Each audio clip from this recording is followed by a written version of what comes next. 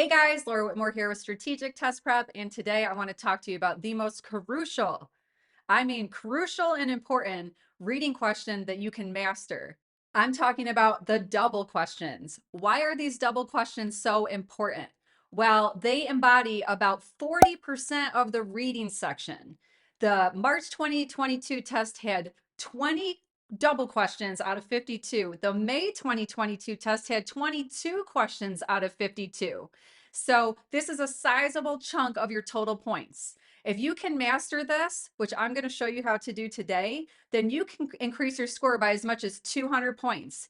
Each question is roughly about 10 points, so you can do the math on that. All right, let me show you an easy way to do them so you can dominate it and get them right every time.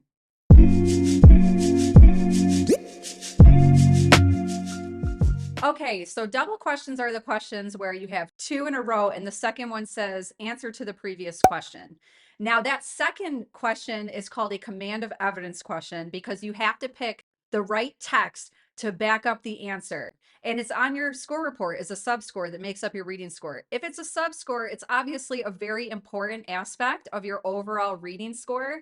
So it's really important that you drill down on these and know how to do them. Now, to be able to tackle a double question effectively, it's much easier to go backwards. So my first tip for you is to link all of your double questions before you get started.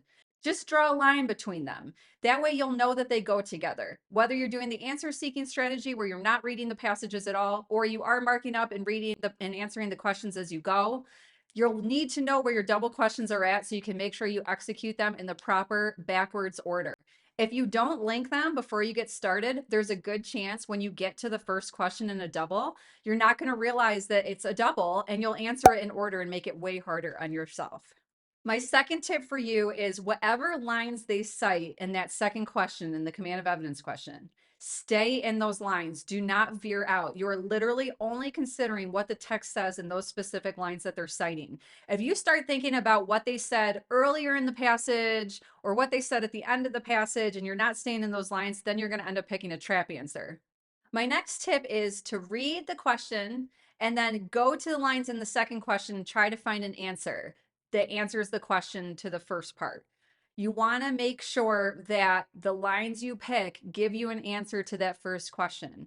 So don't make any inferences. For instance, if the passage says that the man rarely got up from his seat, and then you have an answer choice that says he is lazy, don't pick that answer choice assuming that because the man never got up from his seat, he's lazy. That's making an inference. So all you're going to do is just pick the right lines that answer the question and only think about what those lines are saying and don't read too far into it because then you're going to get into trouble. Oh, once you pick an answer to the second question, then you're going to use those lines that you pick to find a match in the first question. Sometimes you're going to have two sets of lines that you feel like could answer the first question. Then between those two sets of lines, you'll have to find a match. Only one of them is going to match an answer in the first question. That's a little bit more challenging. Now, I'm going to show you a few different examples of doubles. So if some of this doesn't really make sense to you yet, hang tight. I will show you exactly how to walk through these and exactly how to tackle them in just a second. My last tip is if you feel like you're picking two answers for the double and they don't exactly match up, they probably don't match. So time is of the essence here. You probably already spent a bunch of time on it, but if you have that weird gut feeling that those aren't the right answers, dot both questions to come back to, and later with your extra time, try to find a better match to those questions. Because I promise you, when you get a match, you will know it, and you should be really confident in all of your answers. So now what we're going to do is we're going to go through some examples together. I'll show you, what you can expect and how you can mark it up as you go. So here we are on the double. Now I should have this linked, right? So before I got started, I would have a line between these so that I know that they go together. This one says answer to the previous question. So I'm on a double. Now I'm going to read the question to number 14. It says the central idea of the fourth paragraph is that, okay, we need the central idea.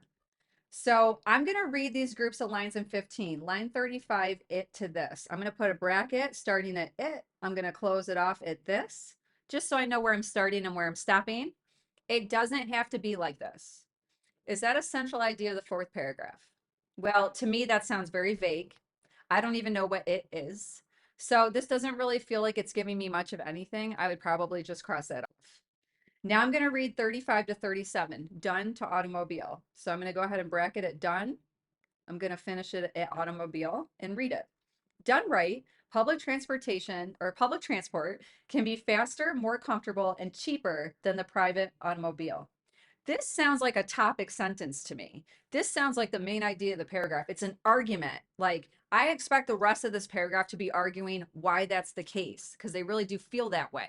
So I'm going to hold that because that could be a central idea. A central idea is basically like a main idea of the paragraph. Let me just check 37 to 40 though. So it's into sound. I'm going to go ahead and bracket it in and close it at sound.